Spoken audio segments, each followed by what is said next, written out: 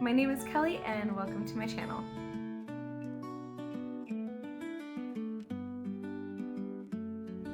So we're midway through May now, and I'm thinking I could probably do my April wrap up finally, right?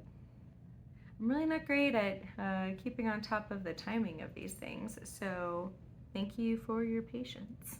I mentioned before that me and a few ladies from my church are doing a Bible study where we're focusing on the New Testament for the entire year, and we plan to get through the whole New Testament this year, and it equals about 5 chapters a week to read through, which gives us time to dive in and study a bit more on each chapter if we feel so inclined, which I love.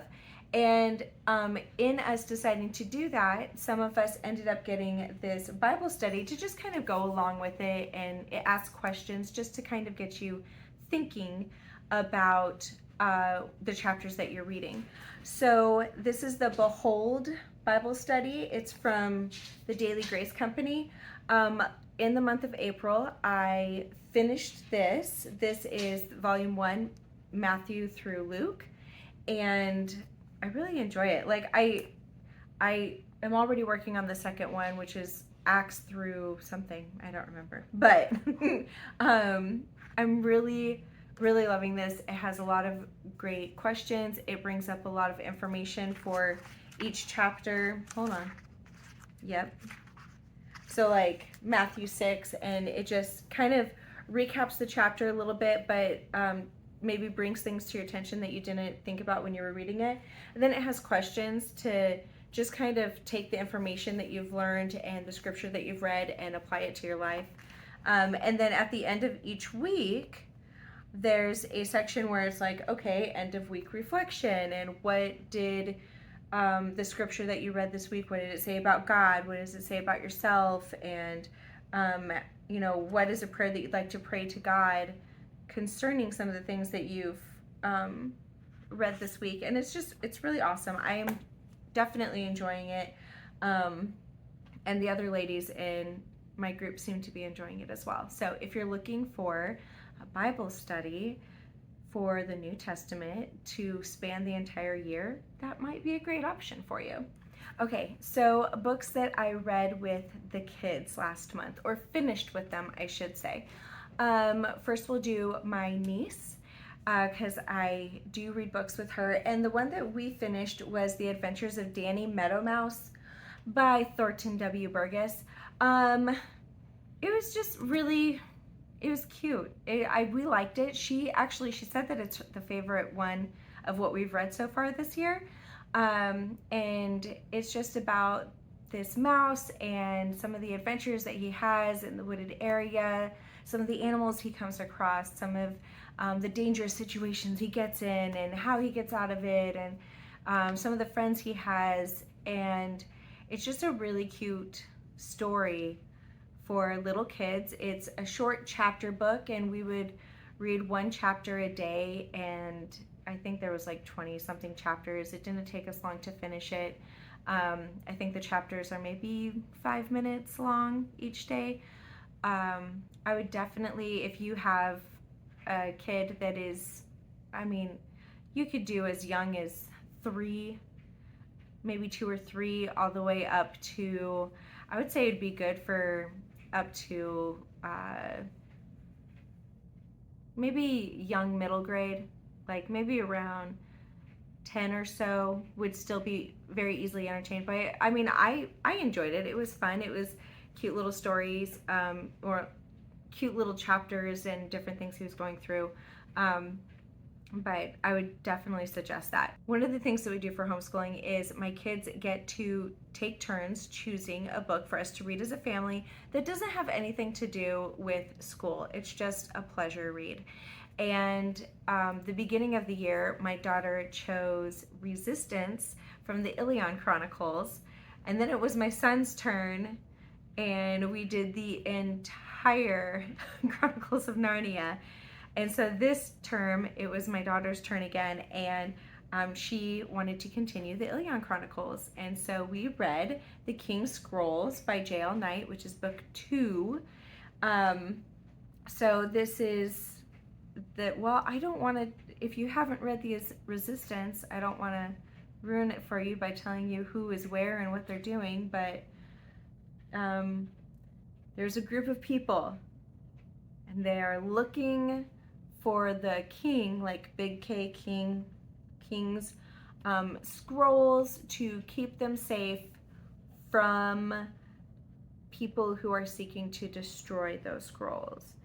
And there are different groups of people that end up coming together to try to make that happen, that they can get to the scrolls and keep them safe, because they are in a place that's kind of dangerous. There are some heart-wrenching moments. There are moments where that deal with grief, and there are moments that J.R.R. Knight takes the time to try to help us understand that God can take something that is horrible and heartbreaking and turn it towards good. And I feel like that's a lot of what this book is about, taking something that's horrible and heartbreaking and turning it towards good. So my kids loved it, especially my daughter. Because I give them each one term, they get to choose whatever books we read during that term. She immediately, after we finished this, was like, okay, book 3, let's go. So we're reading that right now. But this is if you have not read the Ilion Chronicles, I would highly encourage you to do it. It's so good. It's, oh, by the way, fantasy world, Christian allegory, great. You should definitely read it. I feel like I'm rambling a lot today. We'll see how long this video turns out. Here I was thinking, oh, it's gonna be like a 10-minute long video. I don't think so now. I tend to talk a lot once I get in front of the camera. Anyhow, okay, so moving on. I just made myself feel awkward. Okay, I have been reading the Lord of the Rings trilogy, and last month I finally finished it. I read The Return of the King. I put out a little video talking about it. This is such a great trilogy. I can definitely see why people have loved it so much, why it was has such a high little cult following with the movies, and his descriptions, I've said before, he's a wordy fellow. He definitely is. Old Tolkien boy, he's a wordy fellow, but beautifully wordy. Words things beautifully. I'm making myself feel awkward again. Okay, anyway. He does a good job. Good writer, he is. Okay, so everything's coming to a close. This intense saga has come to an end, and some of the things that they go through are just wild. And when you think it's over, it's not. There's still more adventure, a little bit to be had, and just some of the things that end up taking place, even at the very end, are just, they're interesting. Sam, I've said it probably 700 times so far on this channel. I love Sam. Sam's the best. I adore him. You're welcome to have a different opinion, but I think you're wrong. He's the best out of this entire series. I mean, other characters are okay too, but Sam's the best. Okay, now,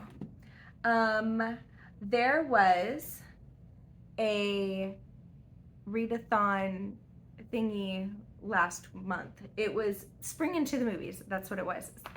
I need to stop waiting until the middle of the next month to talk about last month that I read. Anyway, I need to stop waiting to talk about books until the middle of the following month and what I read, because my brain has already ingested so many other things that I end up forgetting. Anyhow, so Spring into the Movies. Last month, it was hosted by Katie over at Paperbacks and Ponytails. It was It was a cute little readathon where she had some of her friends tell her their favorite movies that remind them of spring, and then she found a prompt to go along with that for people to read, and it was so fun. I really enjoyed the prompts. I didn't read something for every prompt. Last month I really started getting into the whole, I don't feel like reading things just to read them to meet prompts or like whatever other people are doing. I just want to read what I want to read. And so I kind of like was like shutting down a little bit. Plus I finished a couple of really big books last month, and I think that that's probably why I was like, I need to get through these books. I want to get through them, and I have no time for anything else, and I think that's probably why. Anyhow, so this I decided, because in every Tolkien book there is singing. This fit the prompt for Singing in the Rain. It was character sings or plays an instrument. I know it's kind of pushing it, because it's not like people are like, there's a specific person in here that they're like, ooh, they're the singer, but they're singing, and so I counted it. Another book that I read that fit along with Spring to the Movies was Far from the Madding Crowd by Thomas Hardy. This is about a woman that turns down a marriage proposal from a man, ends up flirting with another dude, which makes him obsessed with her, and then there's another guy that comes along. Like, it's a whole hot mess. There ends up being death in the book. Someone does get killed. But it is, I mean, it was kind of slow going at points, but it still had enough to kind of keep you going along, and it was intriguing. I'm glad I read this. I've been curious about it for a while. I always hear people referencing it, but I never really understood what they were saying because I knew nothing about the book.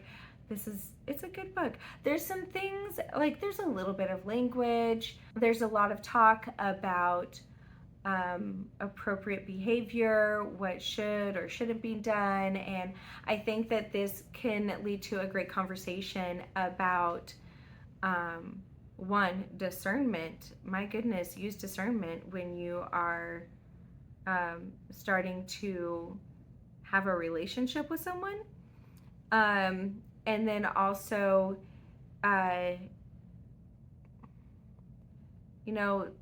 don't always let your heart be your guide. The Bible talks about how the heart can be deceitful. It's run mostly by emotions, and this is a great example of that, about how things can go chaotic when you listen only to your heart and the emotions that it is experiencing. I really liked it. It gives a lot of food for thought. This book fit the prompt for Bambi, which was an animal on the cover. Look at that little sheep. It fit the prompt for Big Fish, which was 400 plus pages, because boy is it. And it fit the prompt for Easter Parade, because listen, it's teeny tiny, but there's a hat on the cover.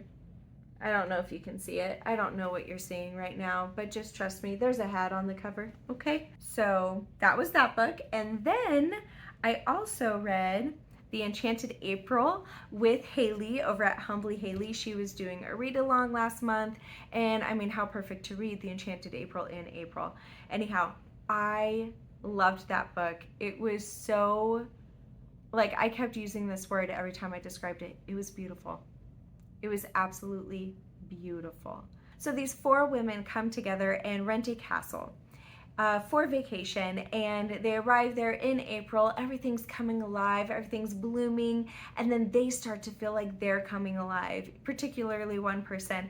And it just deals with the relationships that they have with each other, that they have with their family, some of the ways that they're struggling, some of the ways that they struggle with people and how they're trying to get past that. It's about growing as a person and not changing who you are, but growing to become a better version of who you are.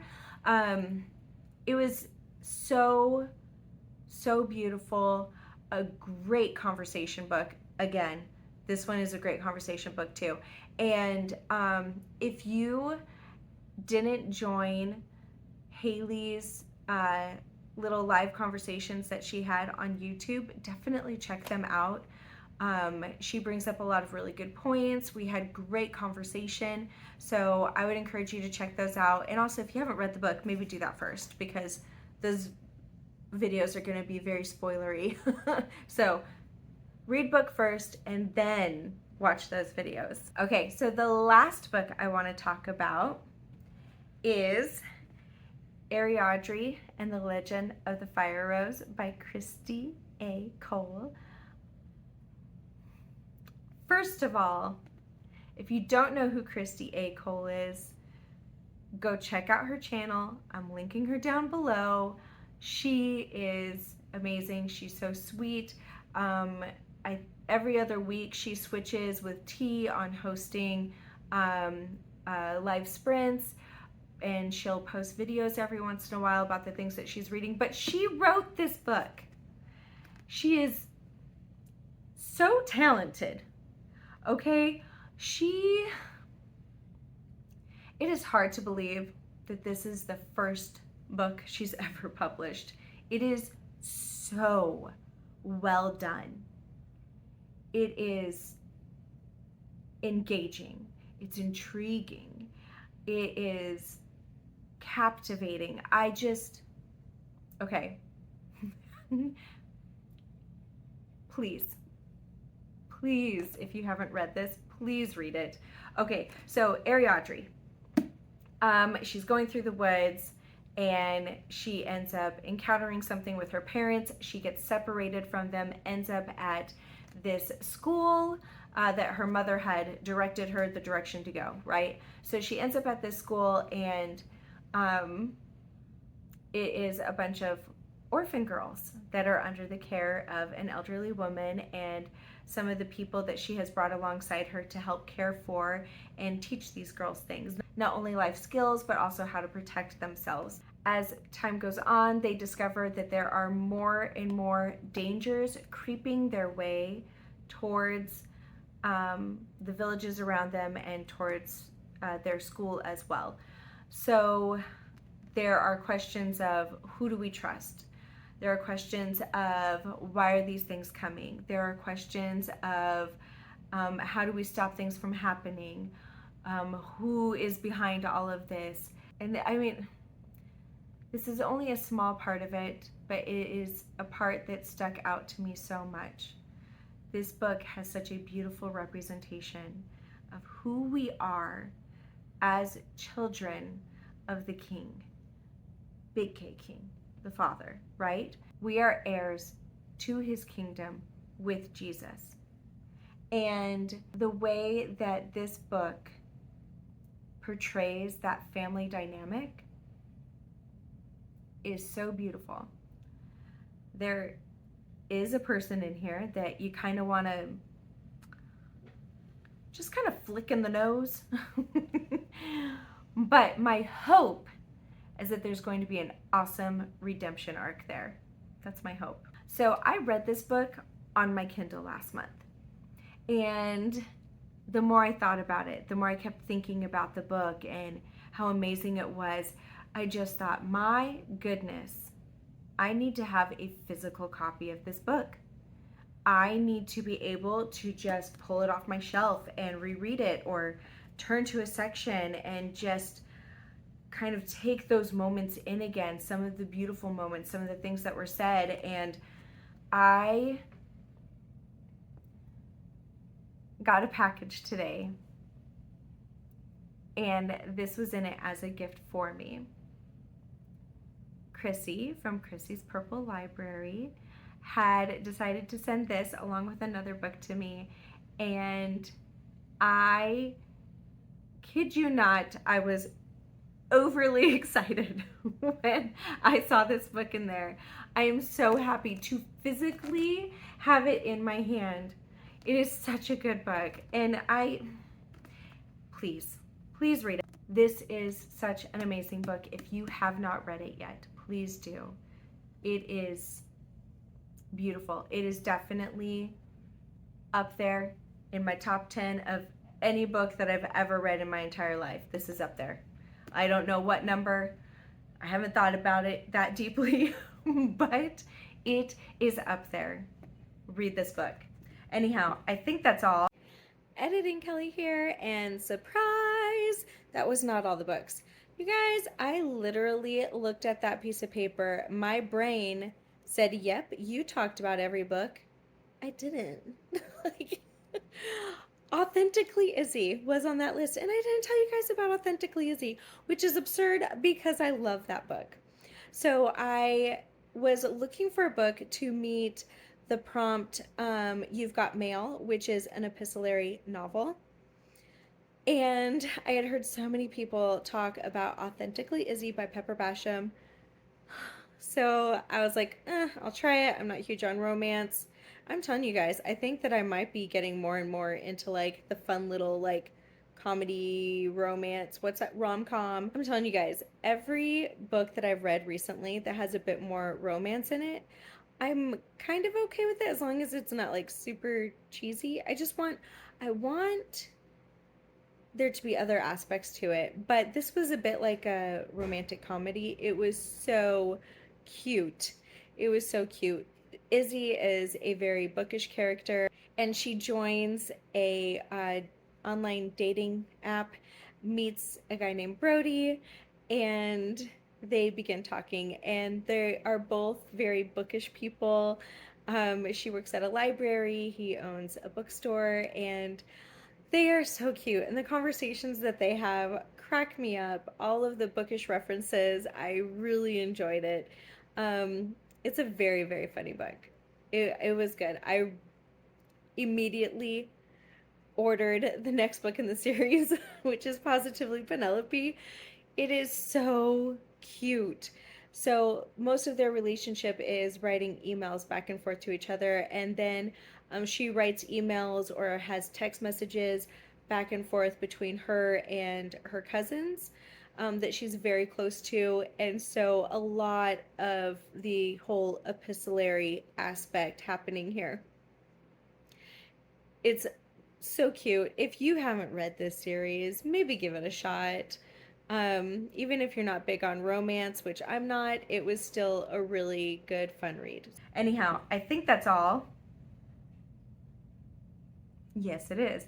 That's all the books that I read for the month of April. For how few books I read, this turned into kind of a wordy, lengthy video. That's interesting. Anyhow, I hope you all have an amazing day. God bless you. Bye.